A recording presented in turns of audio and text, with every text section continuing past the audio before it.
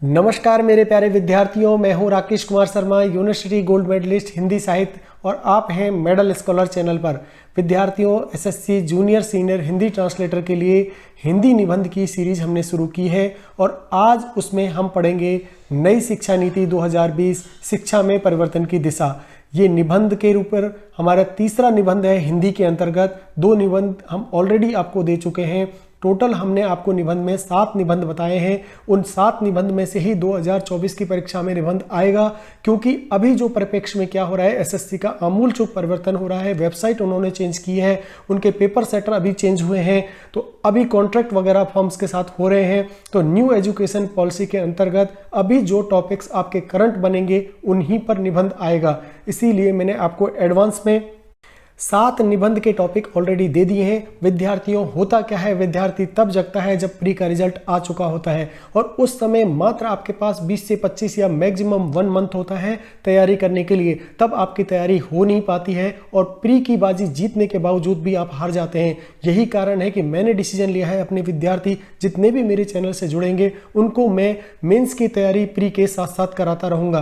Pre के लिए भी हमने व्याकरण के वीडियोज शूट करके डाल दिए हैं। धीरे धीरे आपके सिलेबस के अनुसार जितना भी कंटेंट है वो कंटेंट हम आपको प्रोवाइड कराएंगे। ज़रूरत है तो आपको साथ देने की अपने चैनल को सब्सक्राइब करिए, लाइक करिए और अपने सजेशंस भेजिए। सबसे बड़ी बात है, आप बेल आइकन को प्रेस करके रखिए। जैसे ही मैं वीडियो डालूंगा आपके पास नोटिफिकेशन आएगा, आप उसे देख सकते हैं। विद्यार्थियों, सबसे बड़ी बात है आपके सुझावों की। अगर आप मुझे सुझाव नहीं देंगे, आप अपने कमेंट्स मुझे नहीं भेजेंगे, तो मुझे कैसे पता चलेगा कि मेरे प्रयास में कहाँ कमी है, कहाँ पर मैं अच्छा कर रहा हूँ, कहाँ मुझे सुधार की ज़रूरत है। विद्यार्थियों, जितने भी विद्यार्थी मेरे चैनल से ट्रांसलेटर की पोस्ट के लिए जो जुड़े हुए हैं, एसएससी की जो तैयारी कर रहे हैं, विद्यार्थी प्लीज़ आप कॉमेंट करा करिए। एक वीडियो देखने के बाद आप कुछ भी नहीं लिखते हैं, अच्छा लगा, बुरा लगा, कहाँ पर गुंजाइश है, कौन से ऐसे टॉपिक है जिन पर आपको चाहिए, आप वो सब लिख सकते हैं कि सर ये वाला टॉपिक है, आप ये वाला टॉपिक हमें समझ में नहीं आ रहा, प्लीज़ इस पर वीडियो बना करके हमें समझाइए। तो आपको और मेरे बीच में जब कम्युनिकेशन होगा तभी हम बेहतर कर पाएंगे। ये आपके लिए अच्छा है। अगर तैयारी करते वक्त में जब आपको लग रहा है कि ये वाला टॉपिक क्लियर नहीं है, तो एग्जाम तक आपका वो क्लियर नहीं होगा। और अगर आप बोलेंगे नहीं तो कोई आपकी मदद के लिए कैसे आएगा विद्यार्थियों। तो ये हुआ, 2 तरफा संवाद होना बहुत ज़्यादा ज़रूरी है। आप मुझे मेल कर सकते हैं, मेल मैंने अपने आपके अकाउंट में दे रखा है, उस पर भेज सकते हैं। ignugoldmedalist@gmail.com मेरा मेल आईडी है, उसमें मेल भेजिए। आप मुझे बताइए कहाँ पर आपको और मदद की ज़रूरत है। तो चलिए आज का निबंध हम शुरू करते हैं। विद्यार्थियों, हिंदी का ये निबंध है, तीसरा निबंध है नई शिक्षा नीति 2020 शिक्षा में परिवर्तन की दिशा। और जो विद्यार्थी आरएस मेन एग्जाम की तैयारी कर रहे हैं उनके लिए भी ये निबंध उतना ही महत्वपूर्ण है, उन्हें भी ये निबंध देखना चाहिए। तो चलिए शुरू करते हैं आज का निबंध, नई शिक्षा नीति 2020। विद्यार्थियों, हिंदी निबंध सूची का यह तीसरा विषय है नई शिक्षा नीति 2020 शिक्षा में परिवर्तन की दिशा। और आज हम जो पढ़ेंगे वो इसी को लेकर के एक निबंध तैयार किया है और ऐसी शब्दावली के साथ किया है जिसमें कोई क्लिष्ट हिंदी नहीं है। आराम से, चाहे आप साउथ के हैं या नॉर्थ के, इससे कोई फर्क नहीं पड़ता। छोटे शब्दों का चयन करिए, सरल शब्दों का चयन करिए। एग्जामिनर को वही अट्रैक्ट करते हैं। ज़्यादा गंभीर शब्दों को अगर आप एग्जाम में लिखेंगे तो हो सकता है उनके अर्थ में एग्जामिनर को प्रॉब्लम हो, और जब आप एग्जामिनर को इरिटेट करेंगे तो आपको नंबर में कटौती झेलनी पड़ेगी। यही कारण है कि सिंपल और साधारण ऐसे लिखिए, अच्छे शब्दों का चयन करिए, तारतम्य को बैठाइए, जो बात आप कह रहे हैं उसको शुरू करिए और अंत तक ले जाइए, तभी वो आपका अच्छा निबंध बन पाएगा। तो हम शुरू करते हैं। कोई भी निबंध हमने आपको बता रखा है। एक निबंध का ट्रिक का वीडियो मैंने ऑलरेडी आपको सबसे पहले दिया था कि किस तरह से आपको निबंध लिखना चाहिए। उसी के आधार पर हम पास्ट से शुरू करते हैं, प्रेजेंट में लाके ख़त्म करते हैं और भविष्य की कोई बात है तो उसको भी बताते हैं। प्रस्तावना सबसे पहला पार्ट होता है निबंध का। जो विद्यार्थी आज पहली बार देख रहे हैं मैं उनके लिए बता दूं कि प्रस्तावना पहला पार्ट होता है, उपसंहार सबसे लास्ट में आता है। तो आज जो निबंध हमने लिखा है नई शिक्षा नीति 2020 की, उसकी प्रस्तावना को देखते हैं।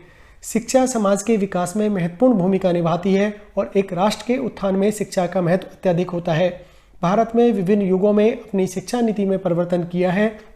इसी श्रृंखला में नई शिक्षा नीति 2020 ने एक महत्वपूर्ण कदम बढ़ाया है। विद्यार्थियों, सबसे महत्वपूर्ण होता है निबंध में टैगलाइन। अगर आपकी टैगलाइन अच्छी है और पहले से वो सुनी सुनाई नहीं है, यानी नेट पे अवेलेबल नहीं होनी चाहिए या कहीं भी ऐसी जगह नहीं होनी चाहिए जो अधिकतर विद्यार्थी उसी टैगलाइन को लिख रहे हैं। एक टैगलाइन मैं आपको सैंपल के रूप में दे रहा हूँ। वो टैगलाइन है, अब नहीं है सीमाएं विषयों की है खोज, नई शिक्षा नीति है नए आरंभ का संकेत। इतनी सिंपल, सरल और दिल को छूने वाली है। अब नहीं है सीमाएं, बहुत भावपूर्ण ये मतलब उक्ति है। अब नहीं है सीमाएं विषयों की ये खोज, मतलब अब बहुत सारे विषय नई शिक्षा नीति में अब जुड़ने जा रहे हैं। इसीलिए टैगलाइन मैंने बनाई है, नई शिक्षा नीति है नए आरंभ का संकेत, एक नई शुरुआत है। नए तरीके से अब विषयों को आप ले सकते हैं, नई तरीके से पढ़ाई कर सकते हैं और यही कारण है कि ये आपको बहुत ही दिल को छूने वाली रहने वाली है।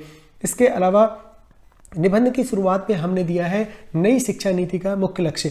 विद्यार्थियों, नई शिक्षा नीति के मुख्य लक्ष्य में हमने लिखा है, नई शिक्षा नीति 2020 का मुख्य लक्ष्य भारतीय शिक्षा सिस्टम को सुसंगत और आधुनिक बनाना है।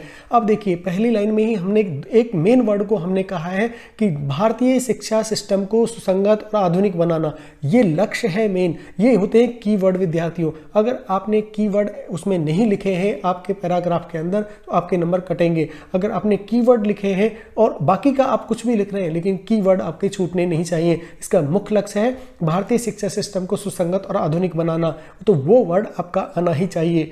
और उद्देश्य विद्यार्थियों को नैतिक मूल्यों, विज्ञान और तकनीकी ज्ञान के साथ समृद्धि प्रदान करना है। नीति ने उच्च शिक्षा, प्राथमिक शिक्षा, उदार शिक्षा के क्षेत्र में कई महत्वपूर्ण परिवर्तन करने का प्रयास किया है। अब बात आती है परिवर्तनों की।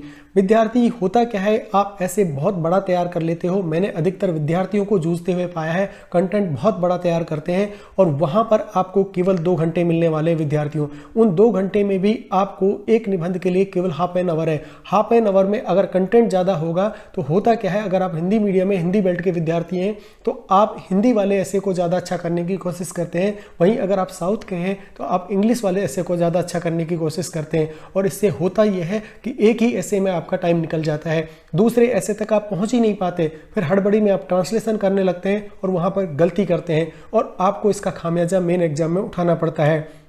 यही कारण है कि मैं आपको जो ऐसे देता हूं वो इतना शॉर्ट एंड क्रिप्स देता हूं जो आपके 4 से 5 पेज में वहां आ सके, साथ ही आप उसे बेहतर ढंग से दे सकें जिससे चारों के चारों क्वेश्चंस आपके बहुत अच्छे हो सकें, दोनों ट्रांसलेशन के और दोनों के दोनों ऐसे आप लिख पाएं। इससे होगा ये कि जब चारों क्वेश्चंस आप अटेम्प्ट करेंगे और अच्छे से करेंगे तो आपको, अगर वैसे भी वो कितने भी नंबर काट लेगा, 10 नंबर से ज़्यादा वो नहीं काट पाएगा, फिर भी आपके बहुत अच्छे मेरिट में आप स्थान बना पाएंगे। तो विद्यार्थियों, यही कारण है कि मैं आपको जो मटेरियल देता हूं वो इस तरह का होता है जो याद करने में आसानी हो और आप आसानी से उसको एग्जाम में लिख पाएं और भूलें भी नहीं।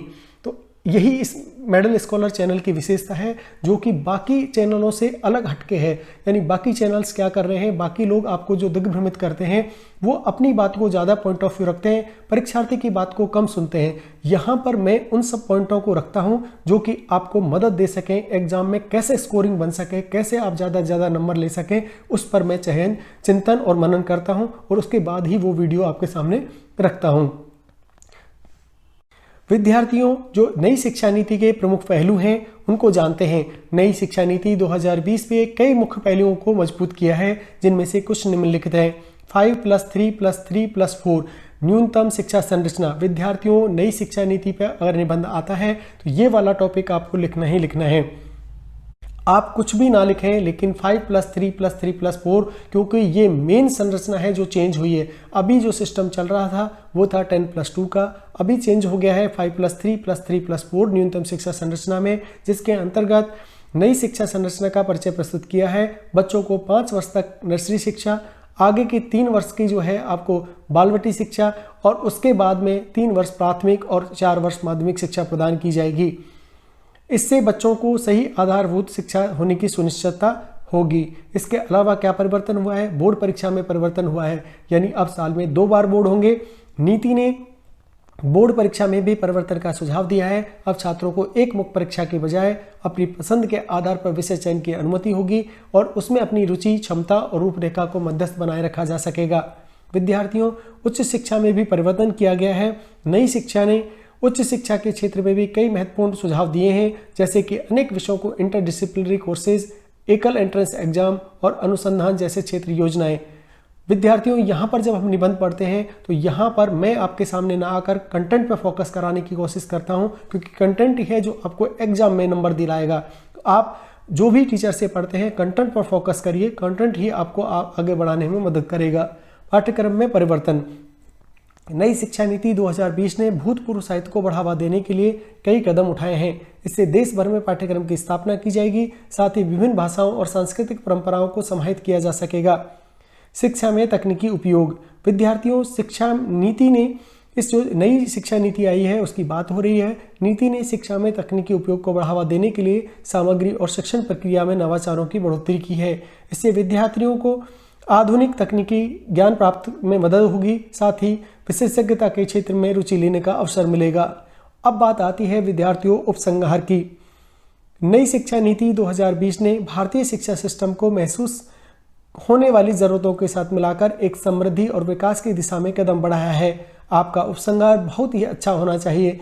इसने विद्यार्थियों को सुसंगत शिक्षा प्रदान करने के साथ साथ उन्हें अपनी रुचि के अनुसार करियर बनाने का अवसर प्रदान किया है। यह नीति शिक्षा में सुधार की दिशा में एक नया दौर शुरू करने का प्रयास है। इससे भारत में युवा पीढ़ी अपने पूर्ण योग्यता के साथ समृद्धिपूर्ण भविष्य की दिशा में कदम से कदम मिलाकर चले। विद्यार्थियों, इस तरह नई शिक्षा नीति 2020 शिक्षा में परिवर्तन की मुख्य बातें हमने यहाँ पर निबंध में कवर की हैं। आप बहुत सारे कंटेंट इसके अंदर लिख सकते हैं, लेकिन वहाँ पर उतना समय नहीं होता है विद्यार्थियों, इसीलिए आपको जो भी ऐसे आपको तैयार करना है वो शॉर्ट एंड क्रिस्प रखिएगा, क्योंकि वहाँ पर प्रदर्शन बहुत ज़्यादा ज़रूरी है। अगर आप हड़बड़ी करेंगे तो आपकी राइटिंग खराब होगी। राइटिंग स्किल सही नहीं होने पर आपके विचार प्रभावित होंगे, और विचार प्रभावित होने से तारतम्य प्रभावित होगा, और यही कारण है कि आप कहीं ना कहीं नंबरों में लूजर रहेंगे। लेकिन मेरे जो विद्यार्थी हैं वो लूजर से विनर बनेंगे, ऐसी आशा के साथ मैं उन्हें पहले से तैयारी करा रहा हूं, जिससे कि आने वाली एसएससी 2024 में मेडल स्कॉलर का डंका बज सके, मेरे विद्यार्थी सबसे आगे रहें। ऐसी मैं शुभकामना के साथ आपके लिए अब एक संदेश। विद्यार्थियों, अब तक आपने समास, उपसर्ग, प्रत्यय, अलंकार और संधि के वीडियो देख लिए होंगे, लेकिन अगर आपने ये वीडियोस नहीं देखे हैं तो प्लीज़ इनको देखिए, क्योंकि प्री में ज़्यादा स्कोरिंग में ये मदद करेंगे। वहाँ पर होता यह है कि हम पूरी ग्रामर पढ़ने की कोशिश करते हैं और उसमें कहीं ना कहीं उलझ कर रह जाते हैं, लेकिन यहाँ पर मैंने मात्र मात्राओं को देख करके आपको बताया है कि कौन सा समास होगा, कौन सा अलंकार होगा, और ऐसे ट्रिक के माध्यम से बताया है कि नैनो सेकंड में आप प्रश्न को पहचान पाएंगे और अपना टाइम बचेगा। हिंदी में टाइम को बचा करके ही आप इंग्लिश में बेहतर प्रदर्शन कर सकते हैं, क्योंकि होता यह है कि जब आप हिंदी का पेपर सॉल्व कर रहे होते हैं थोड़ा लेंदी पेपर आता है, उसको पढ़ने में टाइम लगता है, समझने में टाइम लगता है, और इंग्लिश के पेपर के लिए टाइम कम बचता है। लेकिन अगर आप विद्यार्थी यहाँ पर आप थोड़ा ट्रिक के माध्यम से, ट्रिक के साथ जैसे मैथ करते हैं ऐसे हिंदी को अगर ट्रिक के माध्यम से करेंगे तो समास, उपसर्ग, अलंकार इनमें आपको पढ़ने की जरूरत नहीं होगी, इनको सरल करने की जरूरत नहीं होगी। बाकी विद्यार्थी अर्थ करते रह जाएंगे और आप केवल मात्रा देख के समास टिक कर चुके होंगे, अलंकार टिक कर चुके होंगे, उपसर्ग, संधि पहचान चुके होंगे। संधि को हमने इतने बेहतर ढंग से बताया है कि आप एक नैनो सेकंड के अंदर जिस पैटर्न में एसएससी के अंदर संधि पूछी जाती है उसी पैटर्न के अंदर हमने संधि को आपको पढ़ाया है। आशा है आप चारों वीडियो को देख करके अपनी प्रैक्टिस कर रहे होंगे, तथा और भी वीडियो जो आपके सिलेबस में है वो धीरे धीरे करके आपकी जो प्लेलिस्ट मैंने बना दी है, अलग से आप लोगों की सेपरेट प्लेलिस्ट है, उसी के अंदर जाकर के आप अपने वीडियो देख लिया करिए। चैनल के अंदर SSC junior senior Hindi translator के लिए सेपरेट प्लेलिस्ट बना रखी है, उसमें जो भी वीडियो मैं डालता हूं वो केवल आप लोगों के लिए है, क्योंकि सब्सक्राइब और लाइक करो। अनुवाद बनने का समय आ गया है और अनुवाद बनने तक हिंदी साहित्य गोल्ड मेडलिस्ट के साथ आपकी तैयारी चलेगी और उड़ान सपनों की पूरी होगी हमारे साथ। इसी शुभकामनाओं के साथ मैं अपनी वाणी को विराम देता हूं। मिलते हैं इंग्लिश वाले ऐसे के अंदर।